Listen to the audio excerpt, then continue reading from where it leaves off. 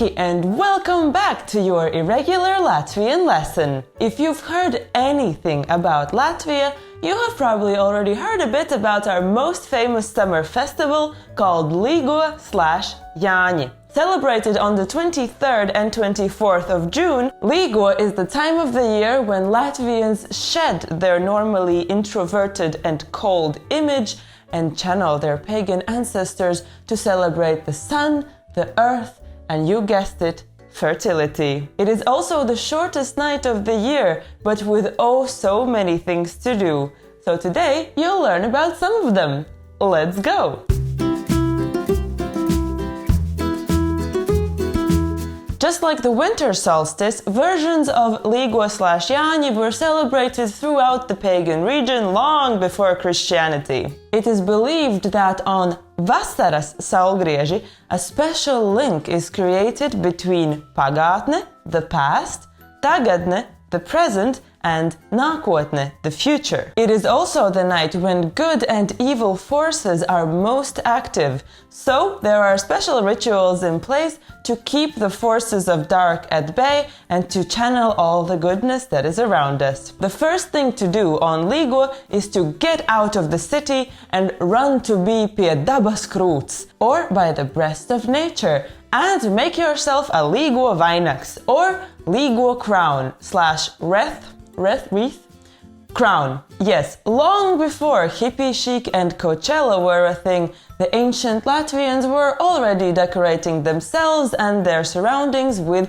Jāņu zāles, or plants rendered magical on Līgo night. Which ones, you ask? Don't worry about it, as we say, visa laba Jāņu zāle, or all Jāņu zāle is good. But traditionally, men's wreaths were made from ozols, oak leaves, to channel the energy of this magnificent and symbolic tree. But if you're a woman, you can put up to 3 ziedi, or 3 times 9 different flowers in your wreath, thus ensuring up to 27 different types of good fortune. Just be careful, and I cannot stress this enough. All Jāņu zāle may be good, but it is also full of ērces, or ticks, which have been on the rise in Latvia in the past years. So check your vainadziņš, because Jāņu zāle will protect you from all evils, but unfortunately not Lyme disease. If you are a woman, you may also want to make several vainadziņi on Līgo, because they can be used for magical rituals to attract and discover things about love. For example, by throwing your vainadziņš on an oak tree, you can figure out how soon you will get married, because the number of times the vainadziņš falls on the ground before a branch catches it is the number of years you will still have to wait before you tie the knot. But don't throw the one you wear on your head on an oak tree, because if you fall asleep wearing your vainadziņš, then all of your dreams that night will come true. The next important element of Līgo/Jāņi is the Jāņu ugunskurs, or the Jāņi bonfire. Its role is to ensure the victory of light over darkness, so it must burn throughout the night, visu nakti, throughout the night. Usually also bonfires are built on a hill or on a high place in your surroundings, because it is said that as far as the light from the fire shines, everything will be blessed and okay. So the higher you put it, the better. Maybe also that way it is easier to see if a fire accident has happened, but I'm sure that's not the reason. Another reason why it's practical is so that your friends who have stepped out to have a bit of a closer encounter with nature can always find their way back to where the food is. Which, speaking of, is also very important on Līgo night and in the Jāņi celebrations. It is definitely not the time to have a weak stomach or to be on a diet, because the Latvian Jāņi menu strictly involves alus, beer, and lots of it, siers, cheese, and lots of it, and gaļa, or meat, in whatever form you desire. And then, when alus, siers, and gaļa have given you the courage and the energy necessary, you can take part in one of the most exercises to do on the Līgo night, which is lēkšana pār ugunskuru, or jumping over the Līgo bonfire. A very important ritual, as jumping over the fire cleanses you from all hardships and worries. However, your Irregular Latvian and also the State Fire and Rescue Service of Latvia would kindly remind you also of the unwritten appendix to this Līgo rule, which is use your common sense when you jump over the Līgo ugunskurs, especially if you already have some alus ribās or some beer in your ribs, because as around 300 people per year on Līgo learn, you will only be free of your hardships if you not fall into the Līgo ugunskurs or break any of your limbs. A pro tip that I can give you here is to jump over the ugunskurs while holding hands with somebody else. Not only is it safer because none of you will be jumping over the highest hot part, but it is also said that the magic of the fire and of love will connect you two closer together. A much safer Līgo activity and not less important is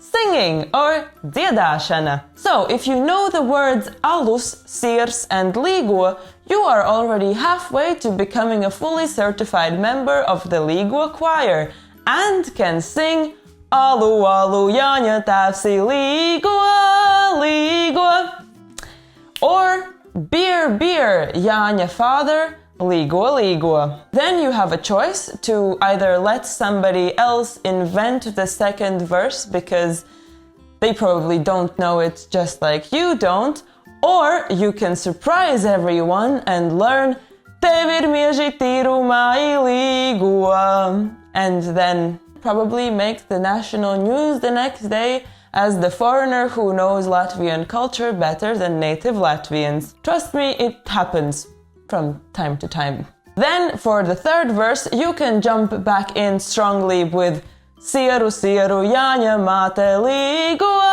Līgo, or cheese, cheese, Jāņa mother, Līgo, Līgo. And then either smile shyly and nod along, or belt out Tev ir govis lai darāji Līgo.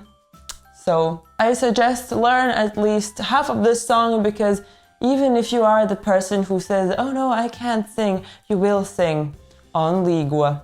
And by the way, in the old Livonian, now almost dead language, Līgo means lai top or let be, but not like let it be, but let be. Come on, let be everything around me.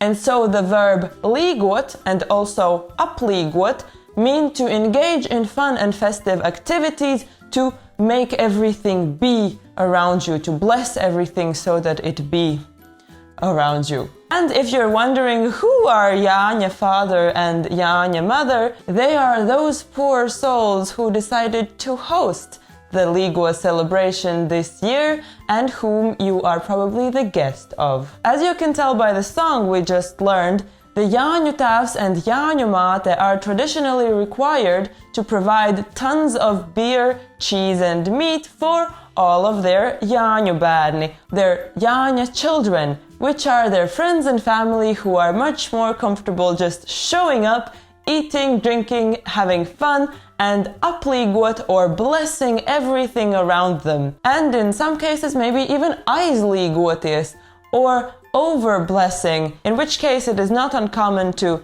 wake up in a potato field the next morning. And then, of course, we cannot have Jāņi without the rituals that you have already probably heard about, or the sexy part of Līgo. Swimming papliko, or naked on this night, is not only acceptable but advisable, as water, just like fire, has healing properties and helps connect you to the magic of the earth around you. And if you go swimming on midnight, it is also said that you will become rich. So that is a nice bonus to have, don't you think? And if no lakes are around, it's okay, you can still run naked through the fields in the morning, because the morning dew will ensure everlasting beauty.